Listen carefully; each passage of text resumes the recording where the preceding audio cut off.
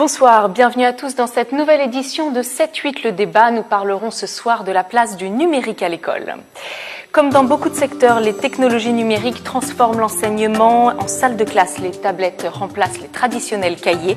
Les tableaux numériques interactifs se substituent aux ardoises à craie. Quant aux célèbres cahiers de correspondance, c'est maintenant une application que les parents peuvent consulter à la maison.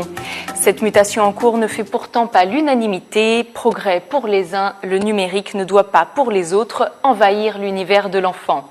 Avec nous pour en débattre, Jean-Michel Fourgousse, maire Les Républicains d'Elancourt, et Bertrand Mesure, secrétaire départemental du syndicat de professeurs SNU-IPP. Bonsoir messieurs. Je me tourne d'abord vers vous, Jean-Michel Fourgousse. Votre ville est pionnière en matière de numérique à l'école. Vos collégiens apprennent sur des tablettes. Vous êtes aussi équipés de tableaux numériques et de robots. Et vous êtes vous-même l'auteur d'un rapport positif sur le numérique remis en 2010 à Luc Châtel, le ministre de l'Éducation de l'époque. Quels bénéfices le numérique apporte-t-il aux élèves ? Eh bien d'abord, ça augmente leur créativité.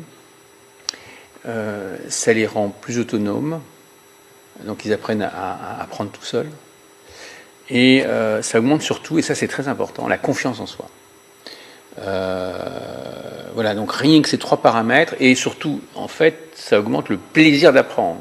Hein, plutôt que de gaver un enfant, c'est bien d'avoir des données, des connaissances à lui transmettre, mais il faut d'abord lui donner envie d'apprendre.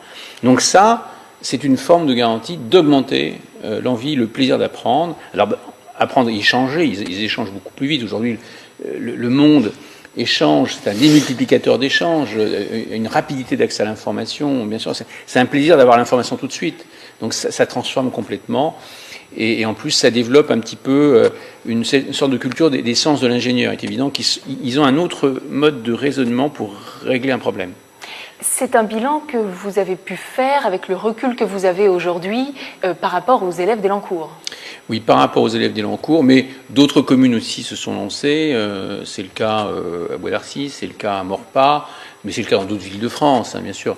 Il y a aussi une autre chose que j'ai oublié de vous dire qui est très importante, c'est que ça augmente le plaisir d'apprendre du prof.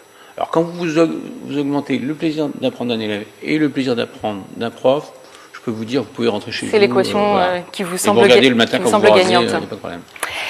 Bertrand Mesure, cette mutation en cours laisse certains dubitatifs. Je parlerai de l'étude de l'OCDE qui a conclu quand même sur le fait que le numérique ne réduirait pas l'échec scolaire.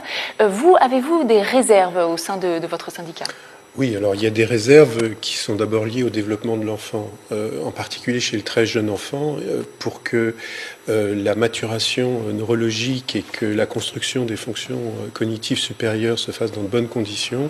Il est nécessaire que les enfants soient confrontés à leur environnement dans une démarche motrice. Et cette démarche motrice ne peut se faire au travers d'écrans.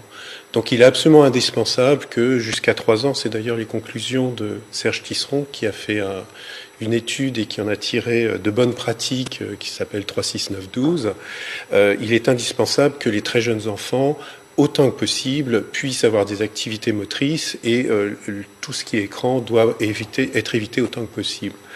D'autre part, vous l'avez dit, l'OCDE met en garde les pays contre une surpratique de l'écran, puisque dans cette étude de l'OCDE, ce qui était pointé, c'est que paradoxalement, les élèves français qui ont peu de pratique de l'écran étaient bien meilleurs lecteurs sur écran que d'autres pays où les enfants, par contre, passaient énormément de temps sur leur tablette ou sur des écrans d'ordinateur.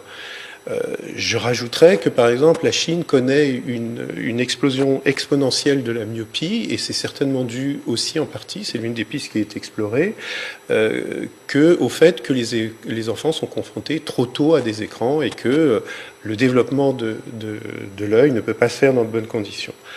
Voilà, ça, ce sont des réserves très fortes. Maintenant, l'informatique, au sens large,